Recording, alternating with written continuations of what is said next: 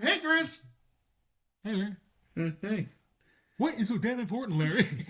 It's time for some I was busy. BoardPanda.com That's not my problem. historical mysteries. Oh, Ba-na. dun. Unsolved mysteries. No, just historical mysteries. Well, yeah, they are unsolved. Because they wouldn't be mysteries. It does say that still haven't been solved, and folks in this online group think they are lost cases. From BoardPanda.com. Alrighty. It says unsolved-mysteries.forever-reddit. So it's a Reddit thing. Oh, I was going to say we should probably do a Reddit thing. Well, there you go, Reddit thing. Maybe I did say we should do a Reddit thing. You did, but that's not why I chose this. I chose this because it said 30 historical mysteries. I went, Well, one historical mystery. we might be able to do two. I mean, it's long, but I can cut it shorter.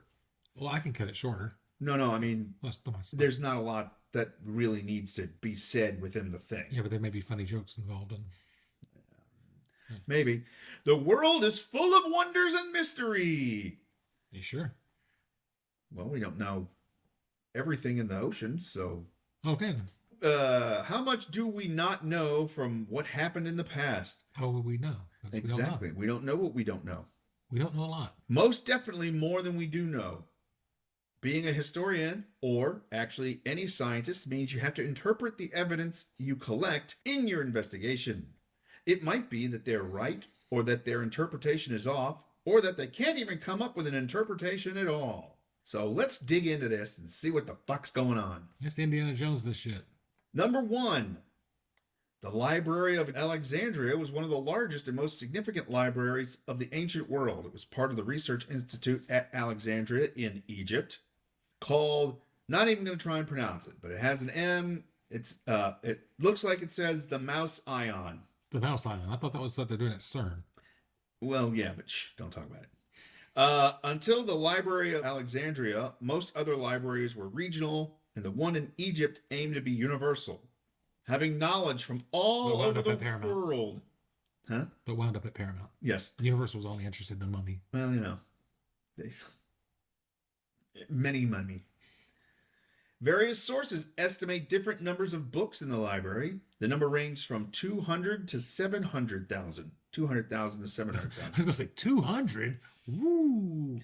But at that time, that might have been a lot, but it says 200,000 to 700,000. Those were handwritten at that time. Yeah. Not even written, some of them. Some of them were carved. But we will probably never know how big the library's collection was, nor what treasures and knowledge it contained as it was destroyed. And what we know about it are just from written records, as there are no archaeological remains of it. Historians suggest the library had rhetoric, law, epic, tragedy, comedy, lyric poetry, slasher, history, medicine, mathematics, fanfic, and natural science books that could have told us so much about how these people saw the world then. But it all perished a long time ago, and is unlikely that any developers would have it now. Okay. That's the whole mystery. That's the story, yeah. Yeah, this bit may not go over so well. Here's a fact. It's not very funny, but it's a fact. Fine. Then we'll go with number 2. Ew. Your favorite. My favorite. In 1971, a man who called himself Dan Cooper. Hey, Dan Cooper. Wow. Everybody likes Dan Cooper, apparently. Apparently. Yeah, he said the secret wedding. And was later known better as D.B. Cooper. Bought a plane ticket. For no readily apparent reason. Nope. Bought a plane ticket flying from Portland to Seattle. Witnesses say he ordered a bourbon and soda. Yep. Looked like an average businessman in his 40s. But only looked like one. Yeah. He was really low-key. According to the show. Why not? Wearing a black suit and with a black attaché in his hand. Just like Sonny Bono in Airplane 2. But he was no ordinary businessman. In that little black suitcase, he had a La Bomba. Maybe. And he let the crew know that he was going to detonate it unless he was given $200,000. He had something that looked like La Bomba? Yep. 4 parachutes and a fuel truck standing by in Seattle to refuel the aircraft upon arrival. The passengers, Upon re-entry. yes, the That's passengers. Airplane 2 you're thinking about. Yeah, I did. The passengers actually weren't even aware what was going on and were told there would be a delay because of technical difficulties.